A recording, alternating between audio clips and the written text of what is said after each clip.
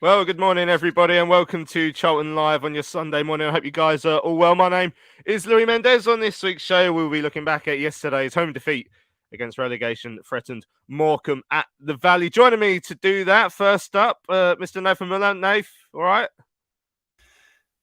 Yeah. Living the dream, as always. Yeah, no, I've calmed down a bit from yesterday. Have you? Why? It's not worth me ruining my Sunday like every other week, but not long to go, mate. Only a couple of weeks left, and then we can be bored in the summer and then have that optimism as we always do at Welling away. And then probably for the inevitable disappointment. So, yeah, buzzing. Yeah, I mean, I don't want to get carried away, but I do fancy us to beat Welling in pre-season, so that's something to cling on to. Also joining us, a man who's got out of watching the marathon because he wants to vent, is Tom Holden. How you doing, Tom? Yeah, I haven't really calmed down. I thought I had, but no, I'm proper wound up still. But yeah, delighted to be here. Yeah, well, I can see it. Yeah, well, so on this week's show, then, we're going to look back at that game yesterday, the 3-2 home defeat against Morecambe. Morecambe have won just once away all season, of course, until yesterday. Now it's twice. So they've now won 5 away games in their last 45, 2 of which have come at the Valley. So that's a bit of a bogey side. Do you remember when we played them about 3 weeks ago and we all said they were the worst team we've ever seen? Well, they beat us yesterday. Right, so we're going to hear the highlights briefly. It's important to hear them so you can hear what Steve Brown says about the defending, so you can get an expert's view on it to go along with ours, just in case people think that we're being harsh on the defending when we're not.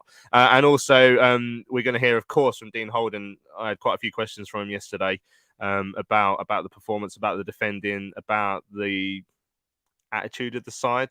You know, I think yesterday was an absolute disgrace in terms of that. So we'll hear from him as well. Hello to everyone on the stream this morning. All hell let loose is in the chat. Morning to Keith as well. Matthew and Adrian have got some questions as well, which we're going to come to later on in the show. Hopefully, get your questions in the YouTube chat. We've got a few tweets and emails as well at Charlton Live Studio at charltonlive.co.uk to come to. Plenty to get our teeth into. Before we listen back to the goals then, Nathan. I mean, where do you start with that? Morning, Sam. Where do you start with that? Because that first half, and we've seen some pretty poor halves of football this season. That first half was an absolute joke, and I don't know what on earth we thought we were doing because it was awful. It was up there for one of the worst this season, and it just seems I keep saying that, to be fair, but it honestly looked like we just turned up and expected, because of how we battered them first half up there. For me, the only thing I could think of is complacency. It's because it's not like they passed us off the pitch and they were controlling the game, that we were just so flat. And in fairness, like, Dean's done all that training all week, probably to try and play in a certain way. And it's then down to the players to go on and express themselves or implement that plan. And Dean's come out and said before, like, some of these players are playing for next season for new contracts. Not being funny, they've probably made his life a lot easier because he probably knows there's not too many who's actually putting their hand up and going, yeah, I want a bit of this next year. So yeah, yesterday it was just so flat. And to be fair, the first goal, we'll go through them, but the first goal was an 8.5, and to be fair, I applauded it, to be fair. But it was just like, we know what Stockton's about. How many times have we seen him do that? And not only once, we let him do it again. And it was just, you know, I don't want to say that, you know, they're doing it on purpose, but you can see that there's no determination, there's no drive, because it's the end of the season, and they ain't a great side, Morecambe, but fair play to them. We handed it to them and let them do what they want on our own patch, and then we got our just desserts, I think. So flat first half, just disappointing all day, really. I don't even think anyone stood out, really, and we scored 2 goals somehow. Yeah, that's the weird thing, isn't it? That's how bad League One is, that we can play that badly and still score 2. Like, we've had quite a few games like that over the last couple of years. Accrington at home last season, lost 3-2. Morecambe at home last season, lost 3-2. These are all games where we've played badly and still got goals because we're losing to really bad sides, like, who can't defend themselves. But I mean, we'll analyse each goal in a minute, Tom. But, you know, as Nathan said, it felt like, again, their hearts weren't in it yesterday. And again, when you look at some of the tracking back, which we'll pick up on later, I think that goes hand in hand with it. But I mean, you sort of arrived yesterday, Tom, where I arrived last week at Ipswich. So I keep telling myself, I don't care, you know, who cares? Most of them won't still be here next season. And I saw that performance at Ipswich where they threw the towel in. It was pathetic. And then I was angry. You know, I was like, you know, there's fans in that away and that paid a lot of money to come to Ipswich. And you landed there yesterday. You thought, you know, I don't really mind. I don't really care. My heart's not in it. And then they put in a display like that, and you're reminded how much you do care because you feel so frustrated at full time. Yeah, and weirdly, that's almost a positive to be reminded that I do care. But I've had a weird relationship with this team. I was trying to think exactly when it started, but I remember Cambridge away with Nath. The atmosphere Cambridge away was weird, and we won that game relatively comfortably. I don't remember celebrating those goals really at all. And then I remember us beating Shrewsbury 6-0 a couple of weeks ago and being really angry at that. And I'm like, why are you putting in a 6-0 result at this stage in the season when it doesn't matter anymore? And then, as you say, I became a bit apathetic. I wasn't at the Ipswich game, and I was upset that I didn't want to go because it's a game that, for me personally, has a lot of history in my family and stuff. Just didn't want to go, and then saw all the goals going in and almost found it funny. And as you say, I was just kind of like, I don't care. But then we beat MK in the week, and they're all over social media sort of saying our perfect way to bounce back and all this and giving it the big one. And then they feel it's acceptable to come out and put a performance like that at home. And yeah, you're right. I was absolutely raging yesterday, absolutely raging. And it's nice in some ways to have that passion and to be like, okay, I do still care, but why don't they? Why don't they still care? The fact that it's mid-table and we're playing for nothing shouldn't matter for them. Like Nate says, they've got contracts to play for. And that first half, as I said on Twitter yesterday, that's as bad as I remember seeing. And obviously, we've seen some bad games over the years, but there was just nothing there. I feel bad for the likes of people like Henry. I saw someone mention it in the comments as well, who comes in, had a bit of a mare, but it's not fair on the youngsters in games like that to have to single them out and criticise them. But I just feel bad for him. I just want someone to put an arm around him and just say, look, this isn't your fault, because there's senior players there that should be doing better, and they didn't. So, yeah, it was, like we've all said, it was bad yesterday, and I don't really see a way around it without yet again having a massive clear out, because as Nath says, there's nobody there that's putting their hand up and saying, I deserve to be here next year. And I'm not sure that they want to be either. Like you said in your piece, there's just no personality. There's no relationship with these players. And yeah, it's tough, but it's got me passionate about it again. So if nothing else, that's a positive for me. Yeah. And we thank them for that, of course. I really wish they wouldn't have bothered, though. Right, let's have a listen back to the goals again. I know we don't like always listening to the highlights when we've lost, particularly when it's as embarrassing as yesterday. But we have to listen to Steve Brown's analysis because it's important, because Steve Brown cares, and Steve Brown wouldn't have stood for that sort of performance in his day. Let's have a listen to the highlights from Charlton TV. Brownies alongside Stubbers and Terry Smith. Find Aaron Henry. Oh, it's a heavy touch back, and Stockton can take it off his toes, and he goes for an immediate shot. Stockton, and it's into the top right-hand corner. And in the opening 7.5 minutes, Morecambe take the lead, pouncing on a mistake at Aaron Henry, and it's a decent finish. Charlton are 1-0 down. Yeah, and I like what George is doing. Every single Charlton player pretty much turned their back on Aaron Henry, got on with their own business, and George Dobson's gone across and just calmed him down. This is how you learn as a youngster. You listen, you might make that mistake in the 21s, you might make that mistake in the 18s. It doesn't lead to that strike. It's a phenomenal Saki forward to Sessegnon, edge of the penalty here. Sessegnon to Payne. Opportunity here for Charlton. Drills it across, comes off Saki, and Charlton have the equaliser. Patient football in that case was for Charlton on the edge of the penalty area. Sessegnon found himself on the edge of the box, across to Payne.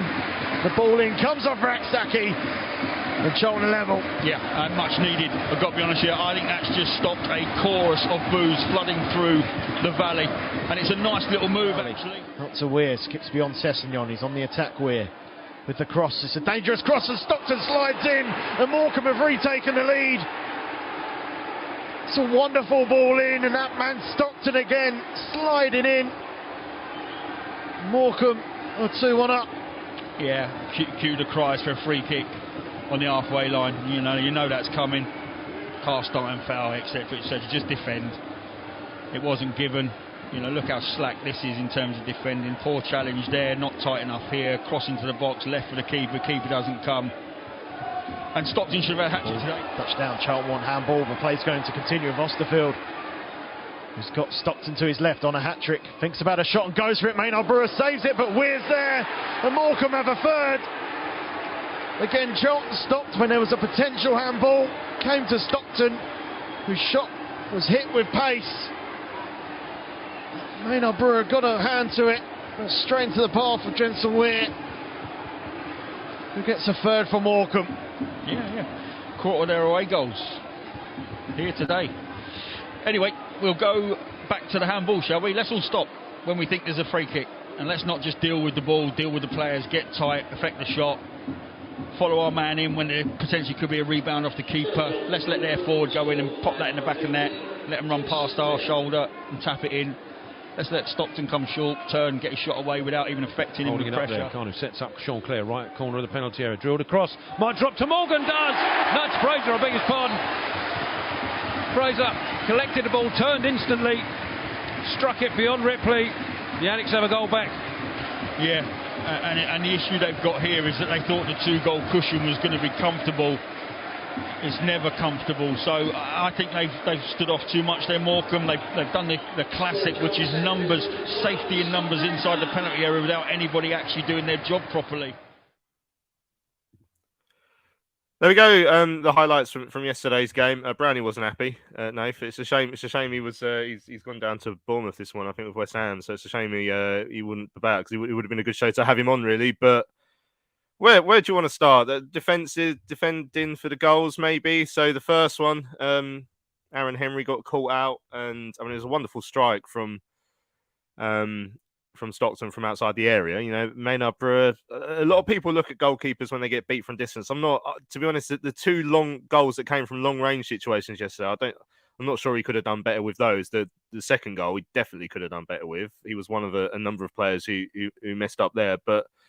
Yeah, a lesson learned for Aaron Henry, perhaps. There was a comment, as Tom mentioned, from Jay, said felt sorry for Henry yesterday. He had a shocker, and I guess that start to his game probably didn't help. No, it didn't. I was all right this morning. Then listening back to those goals, I just got raging again. So that was useful. Cheers, Lou. But with, Brownie said it on the comms. It's moments like those are for Aaron to learn, and that's probably why he hasn't been playing a lot more in the season part of the season where we were probably trying to achieve something, but we're not going to now. But yeah, he'll learn from that. And it was like you said, it was good that Dobbo got around him and to try to get his chin up. But you'd rather him make mistakes like that now than if he is part of the squad next year, and he's doing it in big important games. So I'm sure he'll learn. But like I said earlier, I just think we know what Stockton's about. I remember, how many goals he scores. He's not shy of he's not a poacher. He just scores worldies. And he's got it in his locker. And like you say, it was a strike and a half, to be fair. Like when Sessegnon did his, we was all up in arms saying how great that was, and that was a great shot.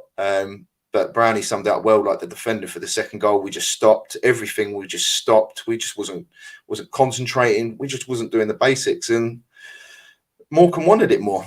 That, in essence, that's what they just wanted it more than us. And I know they've got something to play for, but when you're playing at home against a team where, did he say they've scored a third of their away goals this season in one game against us or something? So they scored 12 on the road before yesterday, and now they've scored another 3. So that's 25% of their goals away from home this season. They've increased their tally by a quarter in one afternoon. It was basically in 1 hour against us.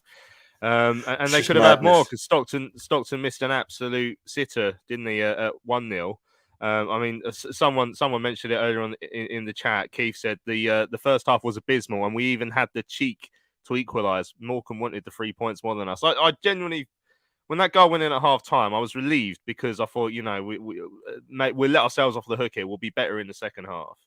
But we start, and that's probably the worst bit about yesterday. We started better in the second half. Like, we were probably spent more time in that opening 15 minutes on the edge of their penalty area than we had in the entirety of the first half. But we are so easy to score against. That second goal was an absolute joke. I mean, Jensen Weir got beyond Cess way too easily on the far side, and the ball in. So it was a well-measured pass. Ashley's got to do better coming out to block it. It seemed to have been left for him by Hector, who either stopped or didn't know that Stockton was behind him. And one other thing, I've analysed this goal. I've got footage that I've had a close look at. You need to look at the tracking back from Sean Clare, and it's not the first time he's done it this season. He runs towards the edge of the box. He's got eyes on Stockton. He just stops inside the area. Stockton goes behind him, nips in behind. There was no effort to track him back there, and we had that problem time and again against Ipswich last week, where trackers just stopped running. And we saw it again yesterday, Tom. Yeah, at the time, I remember thinking, what a through ball to set him up. And to be fair, I've seen it back, and it was a good ball. But as you say, it looked like a training ground routine where the defenders are told to stay still, and then they're going to try an attacking move and just see if it works and see what the angles are. Because, yeah, I mean, you've pointed all of the mistakes out, but the central defenders don't move. Sean Clare doesn't track his man. As you say, Cess gets done too easily. And so, yes, it is a very good ball. But if just one of those players puts half an effort in to try and stop it, you probably can cut it out.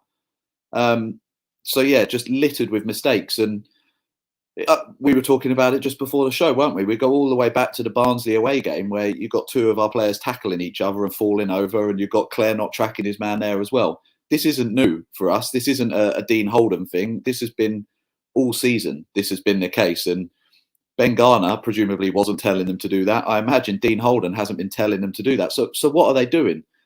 Sean Clare as a kind of individual, we gave him some kind of leeway at the start of the season because perhaps it wasn't his favoured position and perhaps he was being asked to do a job he didn't want to do. But he's been doing that job all season now. He's been doing it for enough games that I don't feel like that is enough anymore. Like, he's experienced enough there to know, track your man. That's pretty simple. Like, I'm terrible at football, but I know if you're a fullback, you track your attacker. So to just let players run beyond him time and again, I don't know how many goals it's cost us this season, but they're the reasons we are where we are. They're the reasons we've been like anywhere close to a promotion push this season. And if we want to do that next year, then these are the players that have to be called into question. And we have to consider whether we want them next year, because you look around that squad and you go, okay, how many of those are realistically, I don't know, you take a side like Ipswich, how many of those players would get in Ipswich's side right now? Maybe Miles, maybe Dobson, No. maybe. Is that it? Probably, and maybe not even that. So we are miles away from being close to promotion, having already spent our longest periods at this level in our history, I think. Like, where do you go from here? Where do you go? It is a massive, massive job. And the one positive is that I do have faith in Dean as a manager to potentially take that. But it's a huge summer again. And we're already behind on it, I would imagine, because of all the takeover stuff. Yeah, great comment from JJ Gamer, who says he's out walking the dog whilst listening on YouTube as the highlights played. The dog poo bag ripped open and he got a handful of dog poo. So personification of the highlights, unfortunately, there for JJ Gamer. The third goal, Goodness me. So what's Cole Stockton good at, Nate? You mentioned it a minute ago. He's good at a lot of things, but what's he particularly good at? Tucking. At the tuck shots shop, from mate. outside the area. Yeah, literally shots just from outside the area as well. Yeah, So exactly. don't stand off him on the edge of our own penalty area. And shall we have a look at the culprit again? It's Sean Clare again, standing off him on the edge of the box. Like, why do we keep doing this? Why aren't we closing people down? And then another culprit, Dean Holden uses the word mannequin in his interview, which we'll hear in a few moments' time. Why are we not reacting to the fact that the goalkeeper might touch it out into a position? You know, again, Ash, I was right behind that strike from Cole Stockton. It was a great hit. Ash got ahead, got around to it. You can argue maybe you always say with the goalkeeper try and push it further out than he did, but Cess didn't read that at all, and it was just on his hind legs, waiting for Jensen Weir to put it in. Nath, like, why are we so bad? We've got, and there's only 7 teams have conceded fewer than us in this division, which isn't many. In terms of clean sheets, I think it's not many. Not many. I think it's maybe 5 have got fewer clean sheets than us. Only 4, something along those lines. I put the numbers into my takeaways today. They're not good numbers. No, exactly. I think even at grassroots level, when you're teaching, when you're coaching younger players from an attacking sense, if someone's having a shot from outside the box, you follow the shot in, because that's what you get the little follow-ups. So in terms of Morecambe, they know what they're doing because they followed the shot in. But we decided just to think, well, maybe Ashley is going to catch that, or if he does push it out, then hopefully, Morecambe feel sorry for us and don't bother trying to tap it into an empty net. So, it's beyond me. But all year, is we never make it hard for teams to score. It just seems like we gift teams. I mean, don't get me wrong, every goal that's conceded, there's going to be a mistake somewhere, but we gift teams goals, like ridiculous goals. And yesterday was another one. It's just a basic one of, like you've said already, follow your runner, follow the man. Someone's going to pop. If you can't get close enough to Stockton to stop the shot, not great. But then if there is a follow-up, make sure you block the follow-up. And he had acres. Like, literally, he could have had a touch and scored if he wanted. He could have another 3. So it's just so frustrating. And yeah, if Dean Holden said it was like mannequins, then for the second goal and for the third goal, it's exactly the same. So there's a lot of work. So I don't know how much time the players are going to be getting off in the summer, but if I was there, they'll be coming in the first of June, let alone the 1st of July or whenever they're going to go back in. So there's a lot of work to be done. Yeah, I want to open this up to the comments in the chat. So there's quite a few in there already. So I mean, Matthew saying it was frustrating yesterday, watching us pass side to side. The best part of the day was the goal she had. Yeah, I'm not surprised. George said it was a real wake up call. A huge summer is needed. Ian saying we're close to 40 points behind. Sandgard stays in charge. We'll be playing in front of 5,000. I mean, there's so much to do. Chartley saying, I recognise we're an average League One side, but yesterday was an unacceptable performance. We seem to lack any leadership on the pitch, and that's the next point I want to say. And I'm more than open to the comments in the chat. We'll try and get to a couple of emails and Twitter comments and stuff as well if we can. But I don't get what's likable about this team, Tom. Like I was thinking earlier this morning, like back to this time last season when we were in a pretty similar position, really. Like I was thinking maybe there was 1 or 2 characters I could get behind last season. Like I quite liked kind of Washington's personality. You debate what you thought of him as a player. I liked him as a player. Not everyone did. That's fine. I don't get it this season. What there is to like about this team, and it comes from a lot of things that we've seen over the last few weeks. So the Macaulay Bond saga, and anyone who's seen that Instagram stuff. I think, Dean dropped him for that. That was embarrassing. Even the cupping of ears to our own fans when we scored a goal at Milton Keynes days after we lost 6-0 at Ipswich and we're still in mid-table. Like, I don't know. I feel like there's nothing to get behind with this side, and also that lack of personality in terms of coming from behind. So in terms of reacting from losing positions this season, we've got the 3rd lowest in League One points gained from losing positions. We've not won a single game in which we've been losing at any point this season. We've only come back from the 22 games we've been behind. We've only come back to take a point on 6 occasions. Obviously, the Ipswich one, the most famous one, but there's not much to talk about in that column either. where's the character? Where's the personality? Where's the characters that our fans can get behind? Have I made? I don't think I've made that up. You know, I think this squad gets defensive when their deficiencies are pointed out. You know, the cupping of the ears, the whatever, the comments on social media, but they ain't giving us nothing to get behind. Yeah, there's as big a disconnect between the players and the fans that I can remember. And in this league, you need that. You could argue we've got the best player in the division in our team at the moment in Jez. And that's not enough. And obviously you need more than one good player. But you look at any time that we have got out of this division, the link between the fans and the whole atmosphere around the club has to be better, for one. And then personalities throughout the team plays a massive, massive part in it. You look at the team that went up under Powell. You look at the team that went up under Bowyer. There were players in there, love him or hate him now. Players like Lyle Taylor gave you something to shout about. Players like Jan Kermorgant, you know, okay, they were good quality footballers as well, but they had personality, they had character. You have people like Danny Hollands in there who are prepared to graft and just dig in and again, give you something to shout about. And we've got that a little bit with Dobbo, but I think you could argue he's gone off the boil. We've got that in spades with Ryan Innes, but obviously too much, the wrong way. But apart from that, you look at it, and I think maybe a few months ago, we were talking about the potential of a spine in this team with the youth of Maynard Brewer and Ness, and then maybe Dobson, and then maybe Lee Byrne at the top. And you started to see potential of a spine, but you shouldn't be relying on such young players at the back there. And then going forward, now you're looking at, well, is Lee Byrne going to stick around? And Dobbo's gone slightly off the boil this season.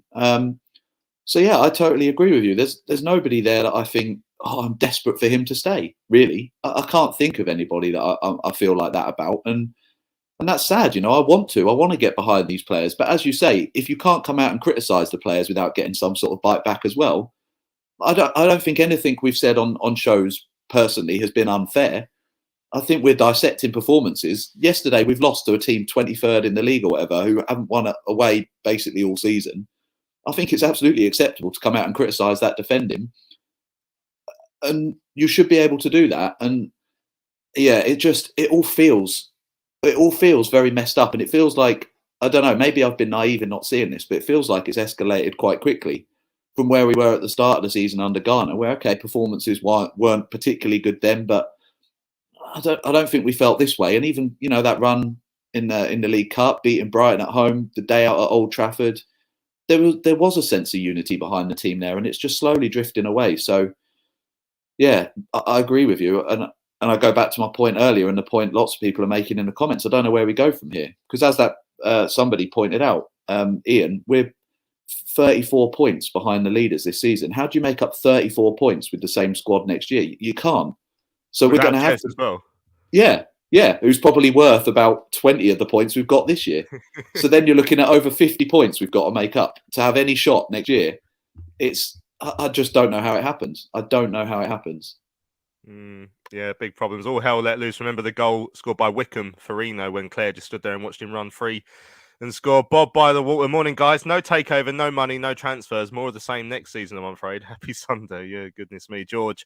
Only likeable part of the team, probably Lee Byrne, a proper homegrown player with family history at the club. He'll probably get sold in the summer anyway. And Freeman says the stat goes back much further. There's a culture of defeatism instilled in our club. If we go a goal down, that's it. We know we're not getting 3 points, simple as. Yeah, I think Facts and Stats on Twitter pointed out, I think the last time we came from behind to win a game, he said, was it over a year ago?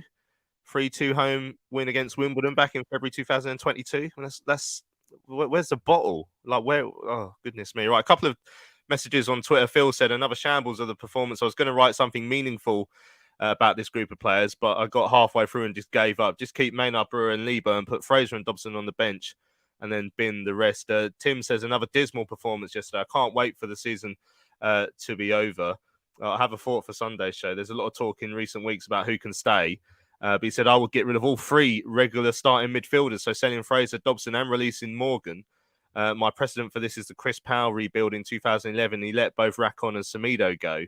Well, I mean, it's a very interesting point. And to be honest, considering the size of the turnover and the clear out that needs doing, I don't know. Who was I chatting to yesterday? Who said there's not many players in this side they'd be that sad to see go.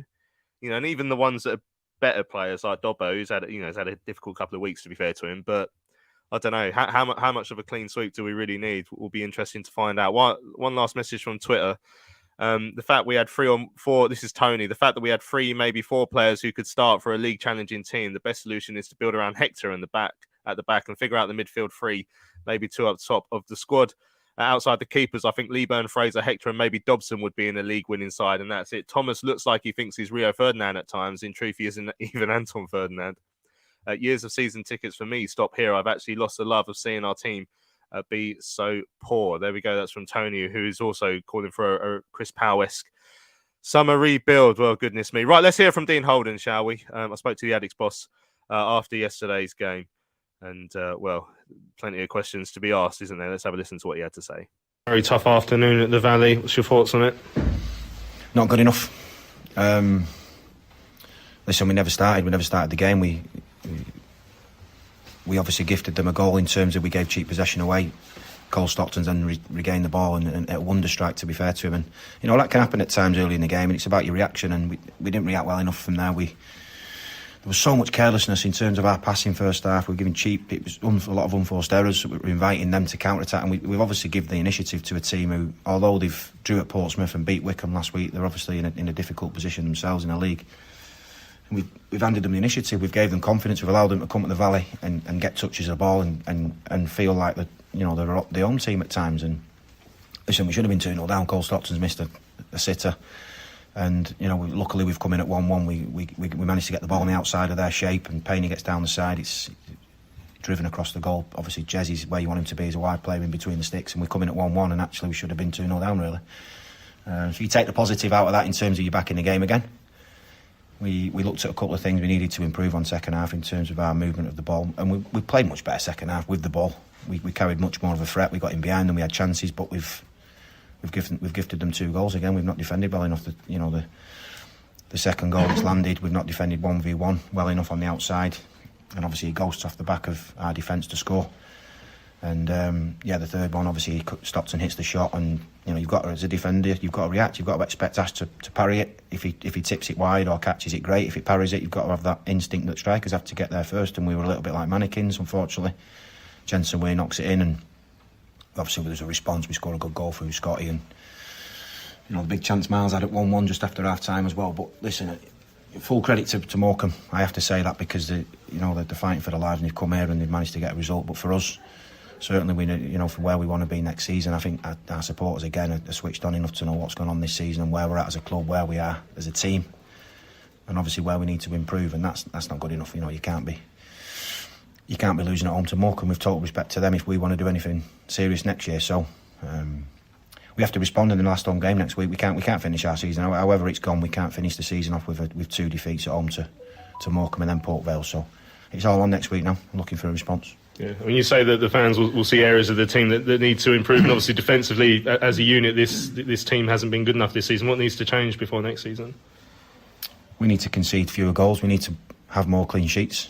We need to look at times in games where we can be stronger and not allow teams. And I think they've come here today and had 12 attempts at our goal. I think only 4 on target, but I say only 4 on target. That's 4 too many as well, by the way. We've got to be tighter, of course. You know, this team has been used to a way of playing from pre-season onwards. You know, expansive, possession-based, and we've got the players that to play them types of that type of style. You've got to marry it together with a solidity. And we've had that. Listen, we've had that at times. We're not going to get too overboard again. It's a poor afternoon for us. But even when we won in the week, I still know where we need to improve next season. And it's just that inconsistency, Louis, as well as the defensive side of it. It's the inconsistency in it. We had the bad afternoon last week at Ipswich. We then responded in the week, and then we've obviously lost at home this week. So that's what we need to address. Yeah, because that was going to be my next question. That the concern that they did give you a bit of a reaction, second half, particularly on Tuesday, but then reverted probably to a performance that wasn't far off in the first half last week. Why is this side so inconsistent? That's a really good question, and there's a lot of work going on to look at that. I think there's a psychological element to it. I think did certain players turn up thinking that we could just rock up and beat Morecambe at home? I would be very disappointed and surprised if that was the case. But you have to look at everything. Ultimately, we've gifted them a first goal, although, as I say, it was a wonder strike. we just played with a little bit of anxiety in that first half. You know, we didn't. If you look at the performance, take the goals away, take the chances and everything out of it. If you look at our performance on Tuesday as opposed to today, we just looked a little bit anxious in possession. We, as I say, we gifted them 3 or 4 occasions in that first half. We gifted them cheap possession where we're open and they break on us, and you're just giving them confidence all the time. And you know, we should have coming in at half time. We, as I say, we got back into it 1-1. We should have then gone on and took the game away from them. But you can't give 2 cheap goals away like we did. I mean, obviously, we're still not quite at the end of the season yet, but this is a big part of this end of the season. Is a big part of decision making you're going to have to do in the summer. I mean, are enough players sort of stepping up to the plate at the moment in the last couple of weeks for you? Well, I look at the season as a whole since I've come in. I've watched pretty much every game now from the whole season. Obviously, I've seen all the games since Christmas onwards and constantly assessing things. No knee-jerk reactions from me. There was no knee-jerk after Ipswich because I knew where we needed to strengthen next season before the Ipswich game. Again, after Tuesday's game, I didn't then think, oh, actually, we're okay, because I know over a long term, over the 46-game season, we need to improve. And today, again, listen, I'm not saying you don't learn things, of course you do, but at the same time, what's happened in the last couple of weeks is not really skewed the way that I believe we need to improve next season. Do you think it's a wake-up call to any of the players who might have looked at the results over the last... Because it was 3 defeats in 10 now, but before today, 2 defeats in 9. Any players who thought, yeah, we've made it, we've got there in the last few weeks? No, I wouldn't. No, not at all, because not the way that we work, not the way that we work every day in terms of the messaging to the players. No, I think where are we, 10th, 11th, 12th in League One? How can we think that we've achieved anything? That's... For this club is nowhere near enough. As I say, we've had half a season at it. We've had some good results, we've had some poor results. Consistency has been the key. I'm calm. I'm disappointed. I'm angry. Don't get me wrong. It's not nice when you lose at home to Morecambe, but I'm calm around where knowing where we need to improve and knowing what types of characters we need to get in the squad next season. And I'm not just talking externally. I'm talking within as well.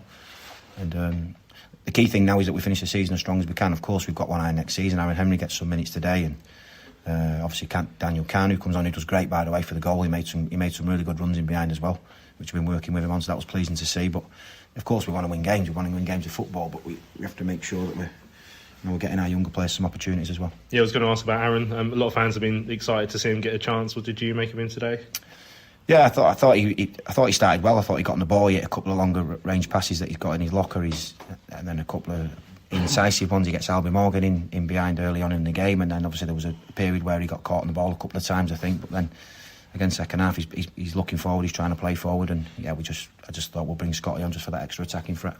Yeah, I was going to ask you about Scott as well, because obviously he was the one who came out for today. Have you sort of rated his season? Because I think it's up to 8 after today in terms of goals, but I don't know, I feel like there's a feeling amongst the fan base that he doesn't affect enough games. Like he's got so much in his locker, and perhaps he could be a bit more consistent, like many in the squad, I guess. I think that's fair. I think Scotty Fraser's an excellent technician. He can create moments out of nothing. He's got a wonderful left foot. You're right. I think he's 8 goals. I think you're right. You're looking for double figures, ideally, really, in terms of goals and some assists as well in there. And again, it's difficult to assess everybody over the course of a season, because obviously there's been different styles. This team has had 6 weeks of pre-season with obviously a previous manager, different fitness regime, different training protocols, and the way that they train and the style of play and all that type of stuff, the environment around the training ground. So we've sort of come in since Christmas, and obviously we've changed quite a few things as well. So I think for Scotty, I think he's a player next season that obviously needs to push on, needs to keep it in them numbers in terms of goals and assists, and for us to do what we want to do next year, then we're going to need players in them positions to create and score goals for us. Right, welcome back to Charlton Live. We just heard there from the Addicks boss, Dean Holden, after yesterday's 3-2 home defeat against Morecambe. I had to ask him a little bit about the character, and I have felt over the last few weeks that the players have, as we've seen on socials, felt, when they've won the odd game, they're like, yeah, we're there, we've done it. And then when we've lost it, they're very quiet. What's the character been like in the dressing room over the last few weeks? Asked about Fraser, asked about Henry in there and stuff. Plenty to talk about. I mean, a couple of questions came in. I mean, George said we are 2 bad transfer windows away from a genuine relegation scrap. Keith's asking Nath who we think really is good enough to stay next season. I mean, I know we've covered it before, but I guess, I don't know, as the last weeks changed your mind on any players, Nath? Has it thrown into question how many of the current lot you'd let go? Not really. I just keep thinking like the positives from this season. It's mad, really. Is what Ness, Jez, and Miles. Every single one of them. It's their first full senior season, which for me speaks absolute volumes, considering they're the younger and most inexperienced of the squad. But in terms of who I'd like to see, I like Dobbo. I think he offers us something. I just think he needs someone in alongside him. So I'd keep him. Obviously, Miles, and I know Dobbo's got another year anyway, hasn't he? I think his contract was extended. Corey's here. In terms of the back line, it wouldn't surprise me if the majority, or probably none of them, are here next year. Because, I mean, that's, I'm not saying it's all the defence's fault, but we're doing the same things over and over again and nothing seems to be changing. So it wouldn't surprise me if there's a massive overhaul. But as I said on previous pods, it's not going to be as simple just to get rid of everyone, because you're going to need other teams to want them. The freebies, the ones who are their contracts expiring, fine, they can just be released. But people who are on a contract, like Lavelle and Claire and whoever else, people still got to want to have to buy them and pay money for them. And if they don't, then they're just still going to be here. So there's not too many, put it that way. I can't think off the top of my head, but there's not too many that I would keep, put it that way. Yeah, all hell let loose, says Colchester. Think Garner is a reincarnation of Pep Guardiola. The problem at Charlton is clearly higher up in the management structure, which you can't disagree with that. John says, don't waste any more time working with these players. Another mass clear out. Our recruitment now needs to consider mental toughness, communication skills, a desire to win on two of basic football skill. I was thinking, again with the character stuff I was asking yesterday. So I don't know. I see Dean as quite a personality-based manager. He's very, very good. Tom, he's in the pub again with the fans last night, which some fans like. Obviously, some fans don't. But he is good at sort of integrating with supporters, saying what they need to hear in terms of, a lot of fans say he gets us. So you'd assume if there is anyone who will clear out the bad personalities and pick up the players who aren't doing their shift, tracking back from midfield or in defence, he'd be the one to do it. But obviously, he said it now. Now he's got something where he has to do it, because we can't have any more time wasters like we've had this season. Yeah, and we talk about the coming out after wins and not defeats. Dean is doing that. He is still going to the pub after a defeat like that, where arguably you probably just want to go home and forget all about it, and you don't want to see the fans. So he's probably the biggest positive I'm taking out of this season at the moment. Obviously, we had him on the show. I thought the way he came across on that was brilliant. That's the only chance I've had personally to interact with him. But even in the way he's talking, and the bit that obviously is, he talked about his policy in terms of what he wants of recruitment, and that's what we need. If we go back to your point, you look at those sides, those successful sides we've had, that togetherness and that team spirit and that unity is as important possibly as the actual quality of the individual players. And I think there are a few good individuals there, but I just don't see that togetherness. And that's exactly what he needs to do. There's kind of two things there. One, is he going to be hamstrung by budget? Almost certainly, yes. So that's going to make his job difficult. And two, some of the players, and I'm not going to name names here, but if he's defending players at the moment and sort of indicating, yeah, they have got the character at the moment, is he just doing that to get them through the end of the season and then he's going to bin them off? Or does he actually believe that? Because if he actually believes that, then he's got to start building a squad around our existing players. And that concerns me a little bit, because I'm not sure I see it. But he works with the players every day. He knows them far better than any of us. So, yeah, I trust Dean. I think, as you say, I think he's got the right attitude. I think ultimately, and again, it goes back to all the comments we've seen and everything we've spoken about, he can't build a squad without some cash, or it's going to be very difficult to do that. He could probably build a squad of good characters, but as I say, to get the quality as well, that's going to be difficult. So it goes back to the point we've made time and time again, that I don't remember the last manager that hasn't been hamstrung by budget constraints, and therefore it's been unfair to judge pretty much all of them because of that. So yeah, I think he's the man to do it, but it's not going to be easy. Right, a couple more comments. We've got our guest fans coming up shortly as well. Jude says the mentality is so bad how we haven't won a game after going behind this season. A couple of emails as well. Duncan said it was a woeful performance, which sums up our season. Even Hector had a nightmare. Quite simply, the players aren't good enough. The fewer that are here next season, the better. The current bunch lack so many things, but one thing that stands out to me is a lack of leadership. If the takeover doesn't happen, then we are destined for another season of losing at home to Morecambe, being outclassed when we play a top 6 team, and then going and winning at Fratton Park. So at least we've got Fratton Park, hey? We can always win there. McSquared, given our consistent inconsistency this season, I guess yesterday's result shouldn't have been a surprise. We were all over the place right from the kickoff. Our defence was a shambles yet again. Bringing in Henry for Fraser was a disaster, and our attack lacked incisiveness. Even though Raksaki scored, he and Miles had their quietest games for many weeks. We're sloppy all over the pitch, and the number of misplaced passes was ridiculous. We only started to look threatening once Fraser and Campbell were introduced. If they had both started, the outcome might have been a different story. Anyway, once again, we donated points to a side in desperate need of them. Morecambe must have been as stunned as at how poor we are and how easy it was to come away with the 3 points from the Valley. It was embarrassing, yeah. And so it's not the first time that Morecambe have been given 3 points in SE7, which is a pretty sad indictment of where we are. Dan, there's a couple of chats, people talking about the sort of players that we could get in. People are saying like Alfie May, Dan Bro saying Harvey Nips and Sam Smith at Cambridge both got contracts ending this season. It'd be interesting to see how the summer transfer window goes. But again, we know so little about what's actually going to happen because the takeover's not been sorted yet, and we don't know if this Mark Spiegel and whoever he's got with him have actually got the sort of funds to get us up the top of the table. So that's something miserable to think about for the rest of the summer. Let's bring in our guest fans, shall we? Try and cheer ourselves up. Let me try and bring them onto screen now. So yeah, we've got Stephen and Sydney Campfield, are this week's guest fans. Good morning to you both. How are you guys doing? Yeah, morning, Louis. Thanks for having us on. Yeah, all good at this then. Thanks, mate. Yeah. Morning. Excellent. Morning, Sydney. Yeah, really pleased to have you two guys on. You were sat behind me in the ground yesterday, and I thought I'd say I know you guys go home and away pretty much every game, so I thought you'd be a good people to bring onto the show. So, Stephen, I'll start with you. Yeah. As a guest fan, just your thoughts on yesterday's performance in the first place. What did you make of it?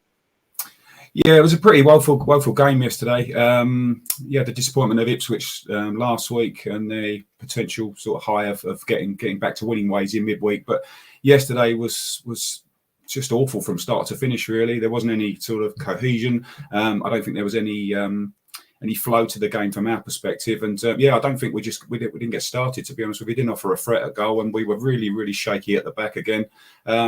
It was a worrying one yesterday, I must say. Yeah. Yeah, so part of the reason when I saw you two guys yesterday, and I thought it'd be good to have on the show, is because I am really, really, really miserable.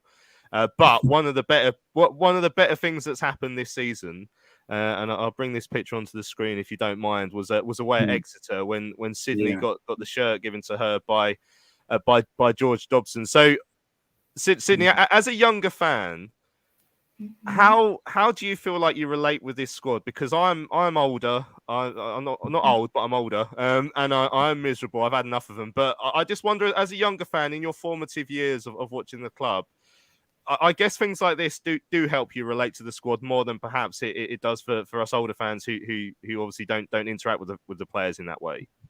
I was mascot, and they were all really nice, really helpful, and I feel like I relate to them because being a younger fan, I know some bits about the history of Charlton, and I feel like I know more about this season and last season. So, yeah. Excellent. So, Stephen, when I was younger, so I mean, we were in Division 1, the Championship, when I first started going, but you know, when I was sort of I think we got into the Prem when I was about 10. So my main formative years of watching Charlton were really good years. Were you at any point worried that Sydney's sort of coming up through this phase of the club and it might be more difficult to get her involved with watching Charlton? Yeah, I think so. Yeah, I'm really glad I get this opportunity to spend time with Sydney. It's a sort of daddy-daughter thing, and yeah, she's really embraced the club more than anything else. I think she's got sort of good vibes with certain players in the side. She likes some more than others. I think the way that Sydney's been looked after this season when she's been in and around the club has been fantastic. Tracy's been great. The mascot day was amazing. But yeah, I mean, I've spoke to her about the heady days of the Premier League and all those great players and experiences that we had back in the day. But yeah, she's enjoying travelling the grounds at the moment. Don't get me wrong, she gets down like we all do when we get negative results. But yeah, she gets herself back up pretty quickly. But yeah, I mean, there's always hope, isn't there? I think there's always hope that we've got a manager now that could potentially get us to the places that we might want to get to, but obviously needs to be backed by the owners, and I think that's the only sticking point. But yeah, I think she understands the football club and she understands what's potentially going on week to week at the moment. Yeah. So, Sydney, what is the best part about supporting Charlton for you at the moment? Then is it the away days with your old man? Is it meeting the players? What do you actually enjoy about it? Cheer me up. This is why you're here, and you're doing a good job so far. I love the atmosphere of the grounds and all of the fans. I love all of the players. They're so nice. I love going to away games on the coach, on the train. Yeah, it's good. Excellent. See, look, I've genuinely got a smile on my face already now. So there's a comment in the chat from Keith and Stephen. Since you're here, it would be nice to get a different view on it. You sort of touched on it already, but Keith said Dean is not the problem. Neither was Garner or Jacko. If he doesn't get backed, he can't improve. Is that sort of how you feel about the manager at this moment? Yeah, I got to say I do like Holden. I think he's been a breath of fresh air for us. I can't say that I was the biggest Garner fan, if I'm being brutally honest. I know that he wasn't backed, and I understand that. But I was genuinely excited about the style of football that he sort of preached to us at the start of his tenure. But I don't think potentially we've got the players to play the way that he always wanted to. I mean, I can go back to the Bristol Rovers game where Innes gave a couple of goals away in that game, where he was obviously told to play from the back. But without being disrespectful, I don't think we've got the players to have played that system. And I think Holden recognised that quite early as soon as he came in and changed it. So I am looking forward to potentially what he might do in the pre-season. If he can get some of his own players in, that'll be great. And I think that we might adapt a style that may be more suited to doing well next season rather than possession, without really doing anything, to be honest with you. So yeah, I hope that we're in safe hands. I think we're in safer hands with Holden than we were with Garner. But again, the guy needs to be backed, and whether the owner can do that, whether a new owner can do that, is up for grabs, really, isn't it? Yeah. Yeah, definitely. That's always been the question that's surrounded this club for way too long now, and it's frustration. Sydney, which players would you like to see be an integral part of the team next season? Which players do you think we can build a side around next year? I think that Dobbo. I think that Hector's great. I think Fraser's great. I'm not sure about Albie. I like Leven. Who else? I like Sean. And yeah, I think we could build something around that. And I also like Ash. So yeah, I think we could build something around that team. Brilliant. Excellent. You know what? I genuinely think that's the first time in about 6 months we've heard someone come on the show and say, I like. Because we don't say that enough on Charlton Live. Sydney, that was brilliant. Paul says, it's great to hear Sydney's enthusiasm. She'll soon learn. But yeah, that's been brilliant. Right, you guys stay around. We'll keep you in the general discussion for the rest of the show. But yeah, I'm absolutely certain I've made a good choice on guests this week. I'm really pleased with that. Nathan, Sydney's enthusiasm has really got to me there. But she's gone through a list of players that we can keep. Obviously, we sort of touched upon it already. I mean, which part of the side would you be first looking at in terms of actually improving next season? Is it the fact that we don't track back as midfielders? Is it the fact we probably don't assist enough as midfielders? Is it the fact we probably don't quite get enough goals from midfield? Is it the fact that up front we've got Miles who does a good job, but he's probably on his own in terms of that? Is it the fact that defensively we're all over the place? Oh, that's a loaded question. I think naturally the defence for me needs to be looked at. I think we look a little bit out of balance at some games. For example, we have a lot of players that can't seem to play 3 games in a week, or at least 2, and that I think that's a hindrance on the side, because you need a settled back 4. For me, goals win you games and clean sheets win you leagues. And if you look at the sort of records that Sheffield Wednesday and Ipswich have put together, they've put in a lot of clean sheets, and look where they are in the table. And Sheffield Wednesday ain't renowned. I don't think they're the highest scorers by any stretch, but they're consistent and effective in what they do. So I think for me, the defence has to be the key. Well, the big question is going to be: is Innis going to get a new contract? Is Hector going to get a new contract? Are we going to bring Cess back because with his injury troubles? So I think we just need to try and be a little bit more robust first, and then, as you say, on the point in surrounding Miles is: are we going to play a 3 in midfield, or are we going to play with a 10? Because I think we're so predictable at the moment with our wide men that if they're marked out the game, then we ain't really going to do much, because we don't really create enough from deep. So there's a lot of work to be done, which we've all said. But I think the key for me is to sort out the defence first, in my opinion, anyway. Yeah, and Dan's asking if we know how much financial power Spiegel will have from his business. I mean, we don't know that, Tom, and that's part of why this is such a confusing time for me, because we've been through takeovers before, where you get to the stage where it's nearly going to happen, and everyone's excited, and we've looked very silly quite a few times because of that. But yeah, I don't know. It's trepidation this time around. I don't know what to expect, but I don't hold a great deal of hope. That's sort of how I'm feeling about it. That's partly why I am so miserable. Sydney did a real good job of cheering me up, and you two have just brought me right back down. So yeah, cheers for that. Yeah, I'm the same as you. I'm worried in the summer, and it shouldn't be the case, should it, with a takeover? But ultimately, I go back to my last point. I don't think if you don't have that financial backing, sadly, we're going to struggle to get out of this league. I don't think we can rely on freebies and players out of contract, really. And I think what worries me most, did you see some of the names going around the chat alongside this? People like Harvey Nibbs or Sam Smith from Cambridge, pretty good players. Alfie May, I've seen a couple of times mentioned. And my first thought is we're nowhere near getting players like that. And they're not even the best of the best. But I'm just like, nah, we're not getting players that I've heard of at this level, because we haven't got the money. We're going to be getting we're probably going to be shopping in League Two, I would think. I just don't see how without a significant takeover, I don't see how we don't. And okay, we're getting rid of hopefully we're getting rid of Ipswich, maybe we're getting rid of Sheffield Wednesday, but the teams coming down aren't small either. The likes of Reading, Wigan, etc. Okay, maybe they haven't got the financial clout, but they're big clubs as well. This is becoming a tough league to get out of every year now, and it worries me. It does worry me. But like I say, I like Sydney's positivity. I like that. I use the word naivety in a good sense here, that you're not worried about the politics of it all. You're just enjoying the game, and I'm hoping that we can try and do that next season. But it's going to take a big old rebuild. Yeah, I mean, All Hell Let Loose has asked me if I know the position with regards to takeover. Is the Varney takeover consortium dead in the water? I mean, there's not much information out there that I'm seeing. The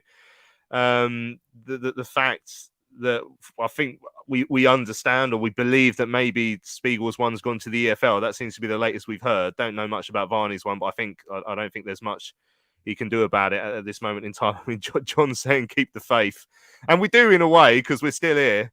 And I know that Stephen and Sydney certainly do. I mean, just a question, Stephen. I guess there's no. It's probably a silly question to you guys, because I know what you guys are like. But there's no temptation not to get a season ticket or anything this time around, because that has been the case for a lot of fans. Yeah, I can understand that. I've seen the social media chat. As I say, a few people have just sort of taken this season as potentially the last straw. We've renewed again. Yeah. I more sort of half. A cup half full, to be honest with you. I do want to try and be positive for next season, but I know that there's some real work to be done in pre-season. But yeah, we'll renew again, and we'll go again next season, hopefully with a better outcome than this season. Yeah. And Sydney, you just tell me we're going to win the league next season, everything's going to be all right, so I can enjoy the rest of my Sunday. That would be nice, wouldn't it? Yeah. But I think we might end up. I'm hoping the next season we can end up near the top of the table somewhere, or maybe playoffs. But it could just be the same as this season. Yeah, well, there we go. That's unfortunately very true. But you know, fingers crossed. Paul said this has been a really difficult therapy session to listen to, and I agree. It is every week. But Sydney, you've added a bit of light to the show, and yourself, Stephen. So look, it's been an honour to have you two on. Thanks for joining us, and hopefully I'll see you guys around in the next few away days. Yeah, thanks so much for having us. Appreciate it, Luke. Thank you. Cheers, guys. Cheers. Thank you to Nathan, Tom as well. We come to the end of the show. Great to speak to you too. I hope you've got that all out your system now, boys. Feel a little bit better. Yeah. Cheers, mate. Yeah, I'm literally just going to go and buy loads of Charlton shirts now. So buzzing. Yeah, excellent stuff. Right, this is the end of the show. Thanks to everyone who's joined us in the chat on YouTube as well. Thanks to everyone who's caught us on catch up.